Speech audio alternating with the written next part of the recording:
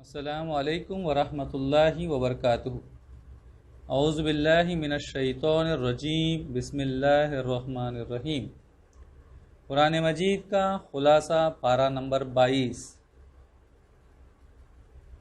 ایمان والیو، دنیا کی زندگی اور اس کی رونقوں سے دھوکہ نہ کھاؤ۔ اللہ اور اس کے رسول کی محبت اور آخرت کی طلب سے اپنے دل آباد رکھو۔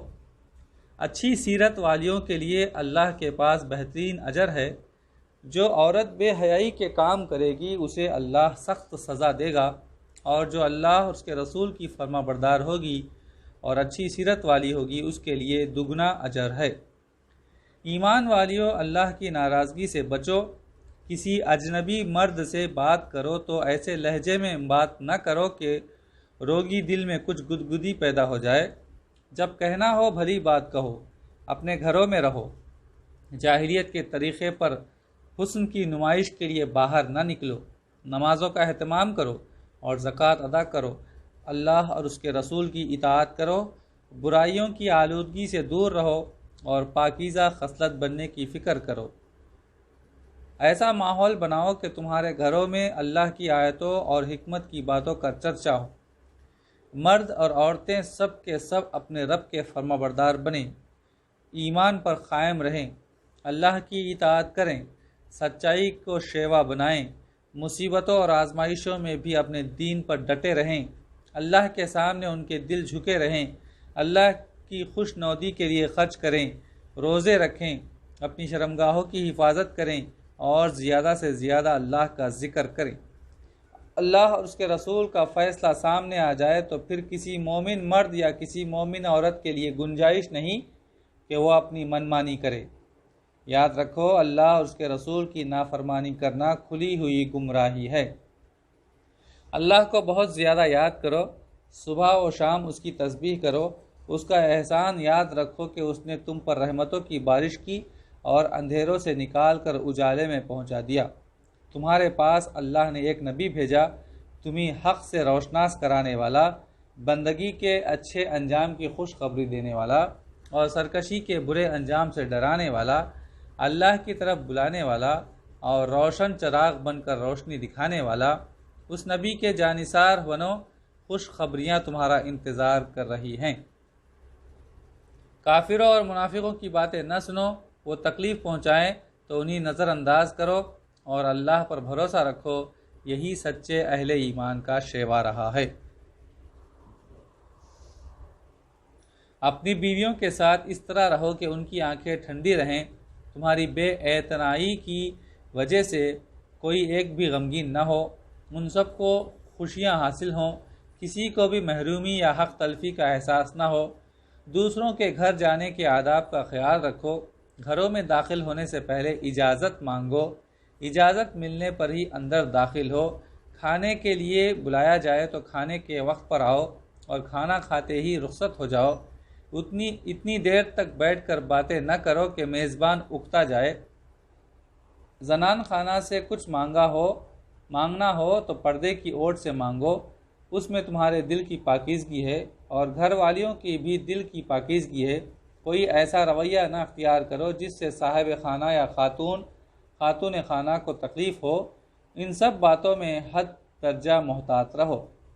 اللہ اور اس کے فرشتے نبی صلی اللہ علیہ وسلم پر رحمت بھیجتے ہیں، تم بھی ان پر سلام و رحمت بھیجو صلی اللہ علیہ وسلم۔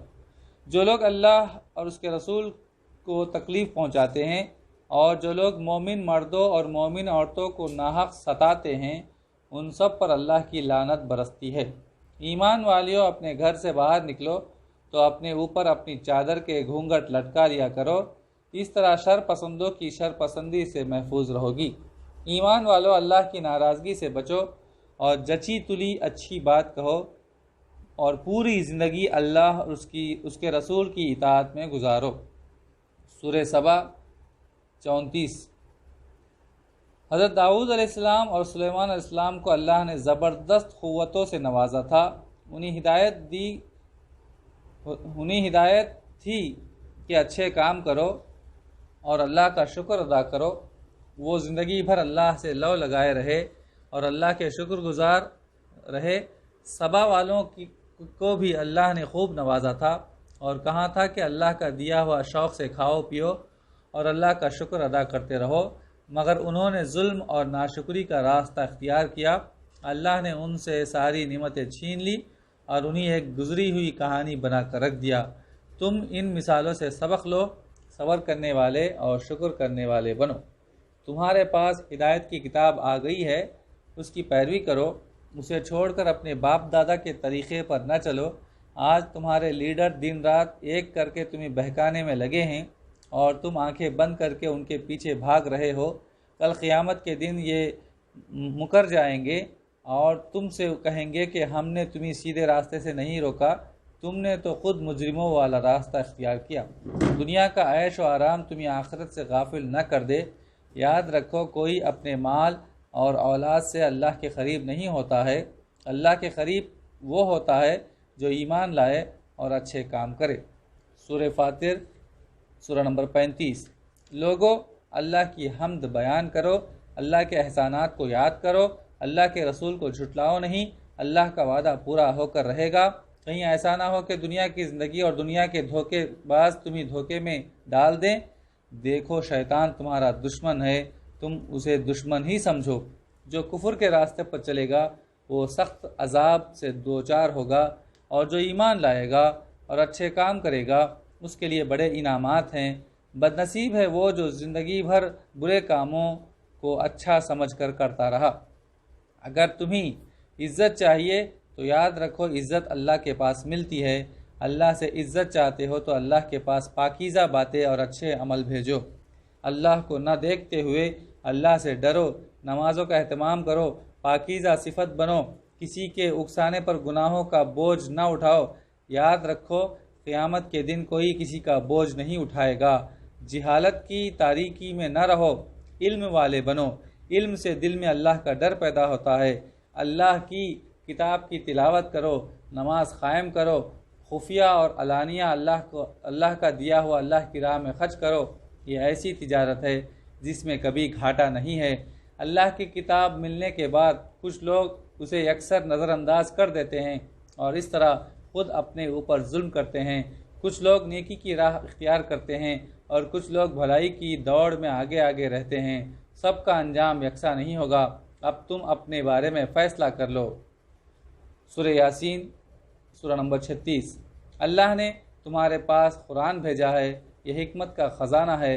جو لوگ نصیحتوں پر دھیان دیتے ہیں اور اللہ کو نہ دیکھتے ہوئے اللہ سے ڈرتے ہیں، وہ اس سے فائدہ اٹھاتے ہیں، ان کے لیے بہترین انجام ہے۔ اللہ کے رسولوں کا طریقہ یہ ہے کہ جھٹلانے والے جھٹلاتے رہیں، دھمکیاں دینے والے دھمکیاں دیتے رہیں اور تہمتیں لگانے والے تہمتیں لگاتے رہیں۔ وہ اپنے موقف پر جمے رہتے ہیں اور پوری ذمہ داری اور لگن کے ساتھ اللہ کا پیغام پہنچاتے رہتے ہیں۔ وہ کسی سے اپنی محنت اور دعوت کا صلہ نہیں مانگتے۔